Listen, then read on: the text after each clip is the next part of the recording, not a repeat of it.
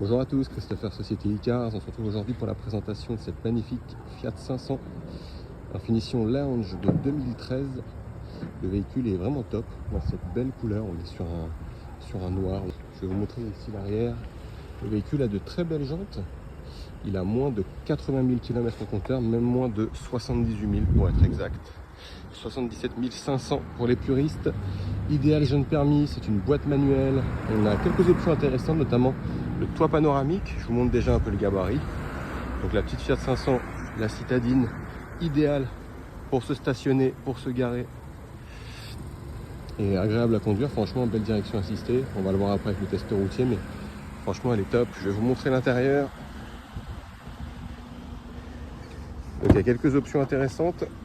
Donc vous avez déjà les deux vitres électriques, vous pouvez régler ici les rétroviseurs électriquement, l'intérieur des poignées de porte chromées, une belle enceinte ici, les tapis de sol sont cyclés 500. On a un intérieur 100% tissu comme ceci, le toit panoramique, donc c'est une boîte manuelle hein, comme je vous l'ai dit, le volant multifonction, le compteur ici de chez Fiat. Donc vous avez ici quelques options intéressantes, là-bas 500 siglé, je vous montre l'arrière également. Donc c'est une configuration 4 places hein, sur les Fiat 500 en général, c'est ça. Le véhicule a moins de 80 000 km comme je l'ai dit. C'est une troisième main. Franchement, il est vraiment propre. Je vais vous montrer maintenant les imperfections. Alors, un petit point peut-être d'abord sur les jantes. Elles sont vraiment top avec le cache ici, Fiat, enfin 500 pardon. Je vais vous montrer les quelques imperfections. Il y en a quelques-unes, hein. Le véhicule est 2013, donc évidemment, on a ici le plastique à l'avant qui est craquelé. Comme vous pouvez voir ici, le long. Ok, donc là de près, de loin. On a ici la partie plastique qui est légèrement décalée, comme vous pouvez voir à ce niveau-là. Ok, par rapport à ici. Là. Je vous montre, on a quelques rayures ici sur le... Ici, quelques éclats de peinture également. Là au niveau du capot, pardon. Ok. Comme ceci, ici on a une éraflure sur le côté, ici le long qui descend un peu là,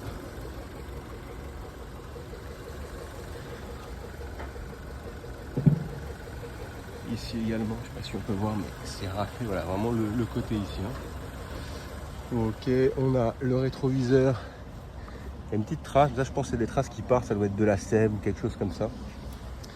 On a des rayures également sur la portière avant droite, donc passager, je vais essayer de me mettre, ouais ici vous pouvez voir quelques rayures, voilà, tac le long, c'est pas grand chose hein, pour le coup mais c'est à notifier.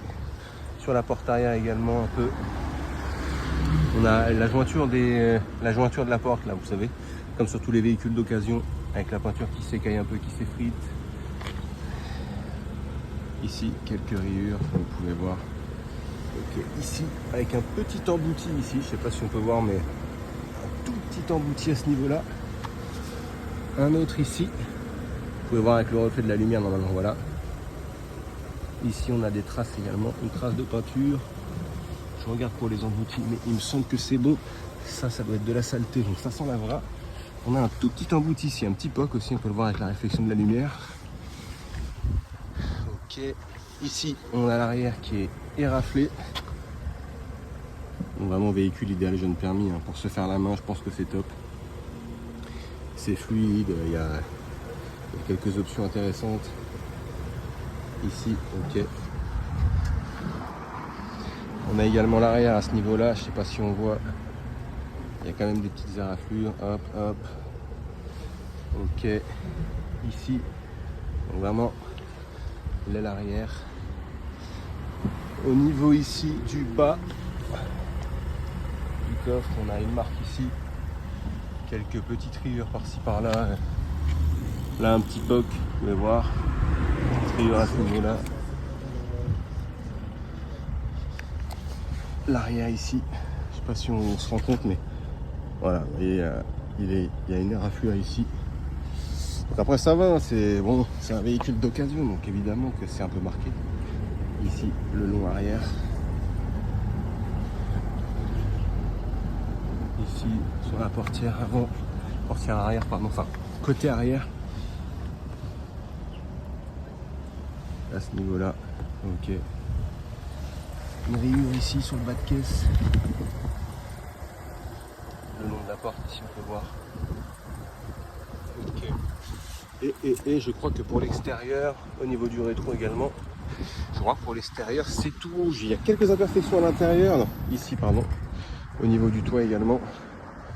Quelques rayures.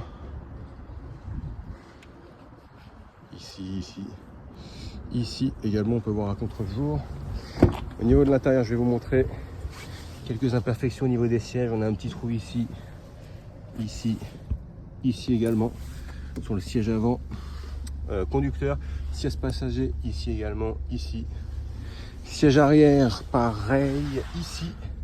Siège arrière droit et quelques toutes petites des petits points au niveau du siège arrière gauche. Donc voilà, pour les imperfections, on a le volant aussi pardon qui est un peu usé. Là on a un cache mais vous voyez le volant est un peu usé quand même. Le véhicule a quelques années. Donc voilà, un véhicule qui va être proposé à un super prix. On se retrouve tout de suite pour le test routier. Merci.